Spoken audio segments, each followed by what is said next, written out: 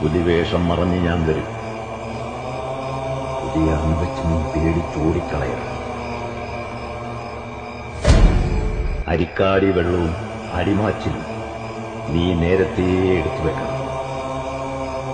പുലിയായി വന്ന് ഞാൻ അലറുമ്പോ അരിക്കാടി വെള്ളം നീ എന്റെ മോത്തൊഴിക്കണം. അടിമാച്ചിലുകൊണ്ട് നീ എന്നെ അടിക്കണം.